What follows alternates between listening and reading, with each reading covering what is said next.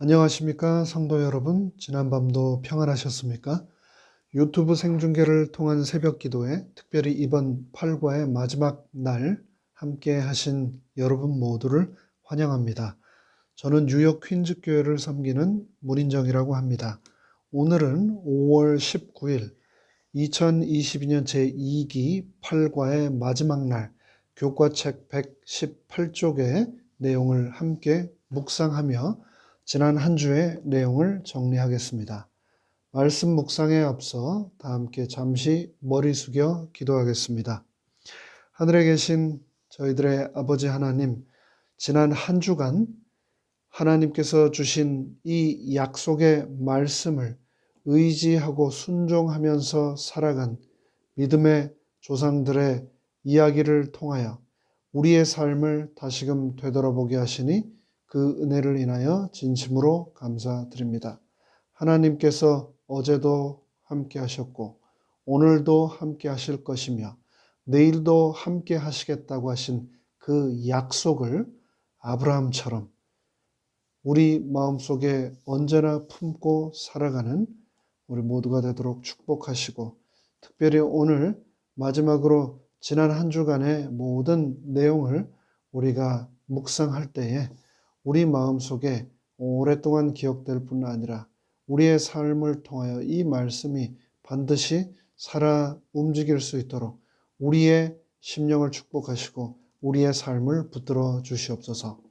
예수님의 이름으로 간절히 기도드립니다. 아멘. 세상에는 수많은 사람들이 수많은 직업을 가지고 수만 가지 모양으로 살아갑니다. 제가 일전에 섬기던 한 교회에서 저와 나이가 동갑이신 한 여성 변호사께서 저와 성경 공부를 하신 후 침례를 받으신 적이 있습니다. 그런데 당시 성경 공부를 일주일에 한 번씩 저희 집에서 저녁 식사를 함께 한 후에 매번 했었는데요.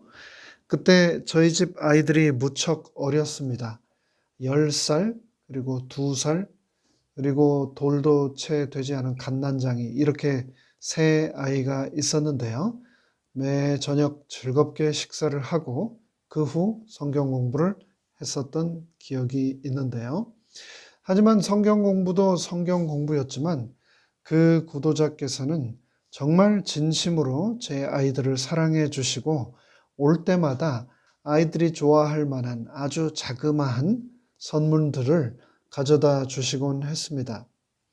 그런데 시간이 지나면서 자세히 알고 보니 그분께서는 변호사 중에서도 특별히 이혼 전문 변호사로 일을 하고 계셨는데 아이는 너무나 사랑하고 또 갖고 싶지만 너무나 많은 이혼 케이스들을 다루시면서 결혼과 또 이혼으로 힘들어 하시는 분들을 돕다 보니 결혼하고자 하는 마음이 들지 않으셨던 것 같습니다.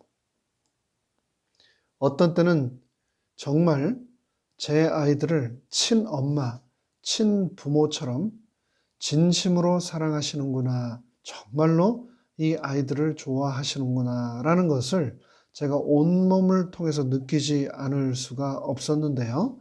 성경 공부를 한참 하면서 개인적인 이야기들도 나누게 되었습니다. 그러면서 알게 된 사실은 그분께서는 이미 여러 번 아이를 입양할 수 있는 방법에 대해서 다양한 시도를 하셨다는 거였는데요. 그런데 그분께서는 꼭 한국 아이를 입양해서 키우기를 원하셨습니다. 그런데 제가 후에 그분과 대화를 나누면서 또 발견한 내용 중에 하나는 한국으로부터 한국 어린 아기를 입양한다는 것이 상당히 조건이 까다롭다는 것을 발견하게 되었습니다. 그분께서는 재정적인 면에서나 환경적인 면뿐 아니라 전반적으로 모든 환경이 아이를 기르기에는 충분한 조건이었습니다만 한국 입양단체들의 규정이 아빠와 엄마, 즉 부모가 다 있는 온전한 가정이 아니면 아이를 입양 보내지 않는다는 것을 그때 알게 되었습니다. 입양은 원하고 결혼은 원치 않고, 그분께서는 그럴지라도 혹시 제가 아는 루트를 통해서 한국 아이를 입양할 길은 없는지 알아봐 달라고 진지하게 부탁을 해 오셨습니다. 그래서 나름 여러 방법을 제 나름대로 강구해 봤으나 결국 쉽지 않다는 결론에 도달하고 말았습니다. 그러다가 제 아내와 아무런 상의도 없이 저 혼자 그런 생각을 한 번 해 보았습니다. 당시 제가 섬기던 교회가 재정적으로 어려워서 교회에서는 최선을 다해서 저와 저희 가족을 도와주셨는데, 그럼에도 불구하고 생활하기가 참 쉽지 않았던 것 같습니다. 지금은 교회와 합해서 풀로 서포트를 해주셔서 너무나 감사하고 또 행복하게 잘 지내고 있습니다만, 당시 저는 하프 타임이 아니고 쿼터 타임, 4분의 1에 해당되는 지원을 받으면서 목회를 하던 상황이었는데요. 그래서 정부에서 주는 푸드 스탬프, 그리고 또 음식을 무료로 배급해주는 지역 자선단체들을 통해서 생활의 상당 부분을 충당하면서 하루하루를 지내고 있었습니다. 그런데 만약 제 아이들이 저 같은 부모를 떠나서 미국 변호사 새 엄마를 만나서 살게 된다면 그 아이들에게 필요한 옷이나 음식뿐 아니라 공부도 실컷 시킬 것이고, 하고 싶어하는 운동도 할 수 있게 될 것이고, 어쩌면 훨씬 더 행복하게 살 수 있을지도 모르겠다. 훨씬 더 잘 자랄 수도 있을지 모르겠다. 라는 생각을 하게 되었습니다. 그래서 큰아이를 보내면 어떨까 생각을 했는데, 그래도 지난 10년 세월 키운 정도 있고 또 제 인생의 첫 번째 아이이며 저에게 아빠라는 이름을 최초로 준 그 아이를 차마 못 보내겠더라고요. 그래서 둘째 아이를 보내면 어떨까 생각을 했는데, 당시 둘째 아이가 많이 아파서 병원에서 처방해준 항생제를 매일매일 먹어야만 하는 그런 상황이었습니다. 언제 어떻게 될지도 모르는 아픈 아이를 보낸다는 것도 도저히 상황에 맞지 않는다 생각했습니다. 그래서 마지막으로 셋째 아이를 보내면 어떨까 생각을 했는데, 이제 태어난 지 몇 개월밖에 되지 않아서 말도 못하고 혼자 앉아있지도 못해서 기저귀만 차고 누워있는 녀석을 보낸다. 도저히 그렇게는 하지 못하겠더라고요. 그래서 그 모든 생각을 저 혼자 마음속으로만 하다가 결국은 접고 말았습니다. 그런데 지난 한 주 동안 우리가 살핀 창세기, 특별히 22장에서는 하나님께서 아브라함에게 저처럼 셋도 아니고 아브라함에게는 하나밖에 없는, 그것도 100살에 낳은 외동 아들 이삭을 달라고 하시는 장면이 나옵니다. 그 장면을 읽으면서 여러분은 어떠셨습니까?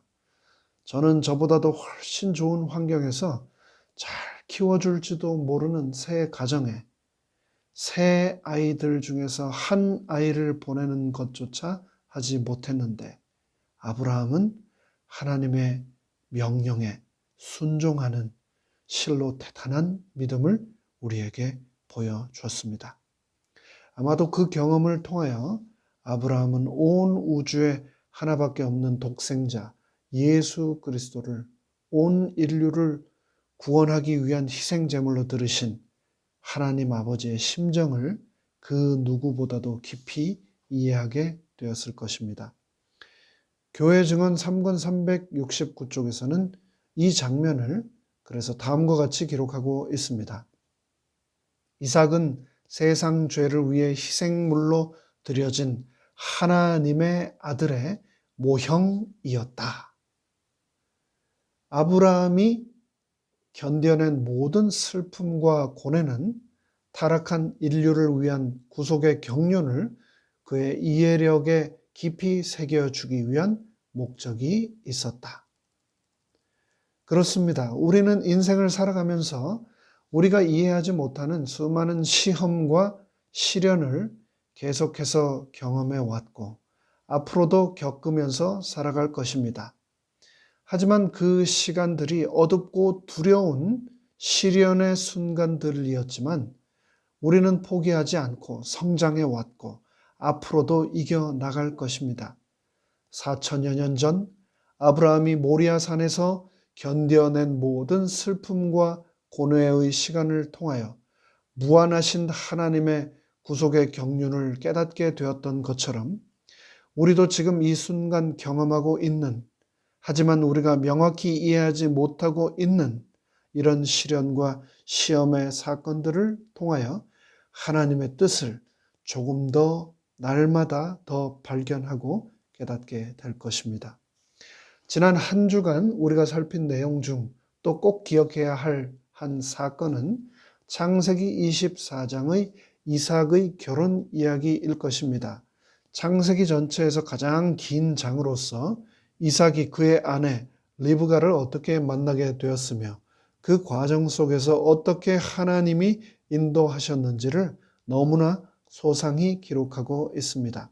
여기에서 우리는 하나님께서는 그분께서 하신 약속은 반드시 지키신다. 그 믿음을 끝까지 품었던 아브라함의 의연한 모습과 동시에 자신의 결혼 문제를 아버지께 맡기고 자신의 신부를 선택하는 일까지도 하나님께서 친히 지도해 주시리라 믿었던 이삭의 믿음 또한 보게 됩니다.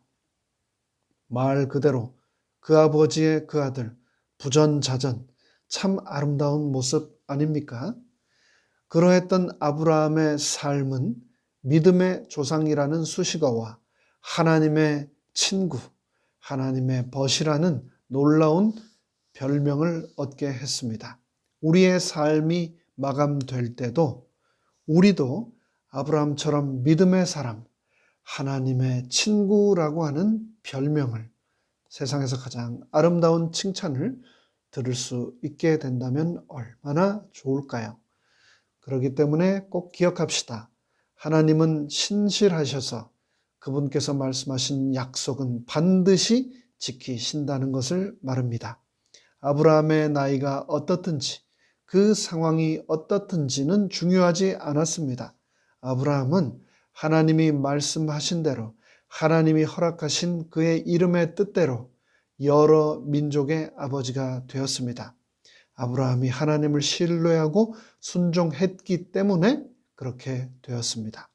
저와 여러분도 그렇게 되기를 간절히 바랍니다.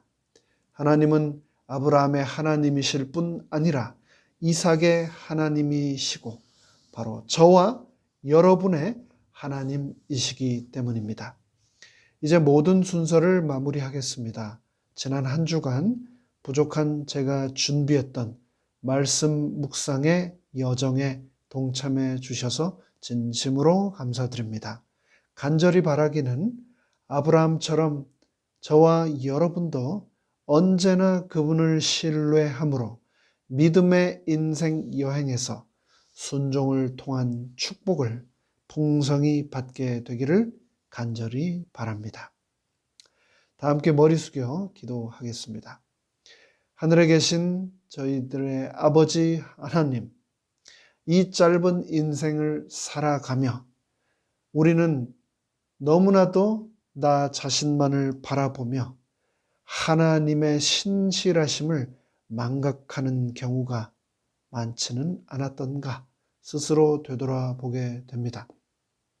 내 인생 맞춰질 때에, 이 인생 짧은 여행을 마무리할 때에 하나님께서 우리를, 저와 이 시간 함께 하신 우리 모든 성도님들을 믿음의 아들, 믿음의 딸, 내 친구라고 불러주신다면 얼마나 감사하고 행복할까요? 하나님, 그렇게 되기를 간절히 원합니다. 그렇게 되기를 간절히 원하니 우리가 아브라함처럼 언제나 하나님을 신뢰하며 살아갈 수 있도록 축복하여 주시옵소서. 예수 그리스도의 이름으로 간절히 축원하옵나이다. 아멘.